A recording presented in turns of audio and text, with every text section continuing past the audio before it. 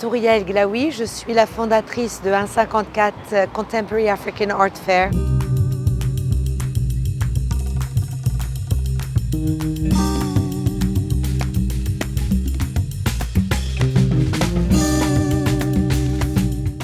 On a 30 galeries cette année, 14 venant de différents pays du continent africain. On a aussi un grand contingent de galeries marocaines, ce qui nous fait vraiment plaisir parce qu'on a pour la première fois des galeries de Rabat, on a des organisations qui viennent de Tanger, comme Think Tangier ou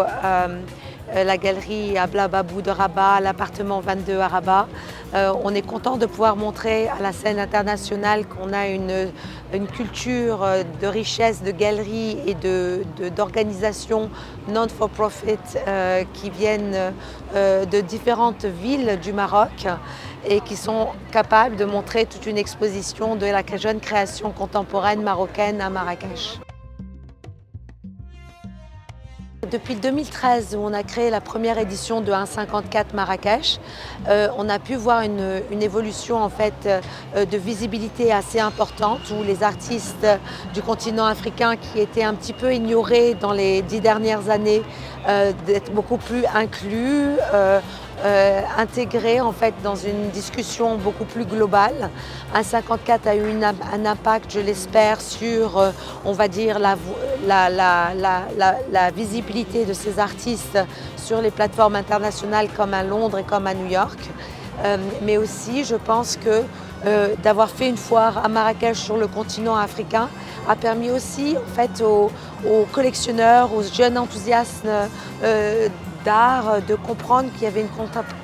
avait une création très importante sur le continent africain et aussi de venir la découvrir in situ. Pas simplement en allant à New York ou à Londres, mais de venir et d'attirer une certaine audience à Marrakech qui nous permet de partager en fait cette créativité et cette multiplicité d'artistes qui viennent du monde entier pour présenter 154.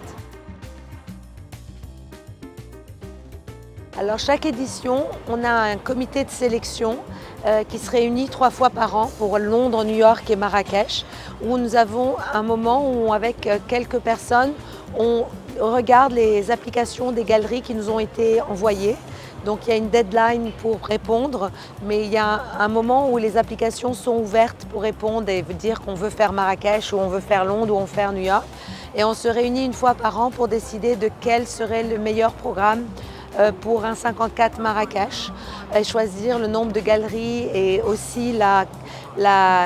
destination, on va dire, du programme où on essaie de montrer ses œuvres sur, en général, Marrakech ou sur New York ou sur Londres. C'est ce que les gens croient parce que je suis de Marrakech, mais dans la réalité, Marrakech a un positionnement très particulier par rapport à l'Europe, par rapport au monde arabe, par rapport à l'Afrique. Sa position géographique fait qu'elle nous ouvre des portes assez incroyables en termes d'influence culturelle et aussi le fait qu'une foire d'art contemporain aujourd'hui, il y en a plusieurs dans le monde et Marrakech nous offre cette terre d'accueil qui est assez extraordinaire avec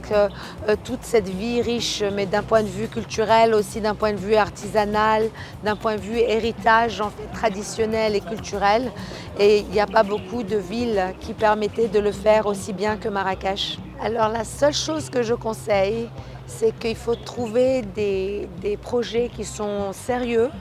et toujours essayer de penser à la responsabilité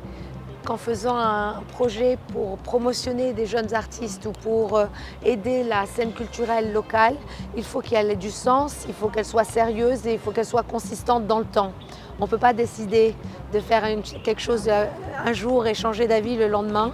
Et je parle surtout par exemple des initiatives de galeries. Les galeries, c'est des pions instrumentales dans la vie d'un artiste. Et en fait, tout entrepreneur a le droit de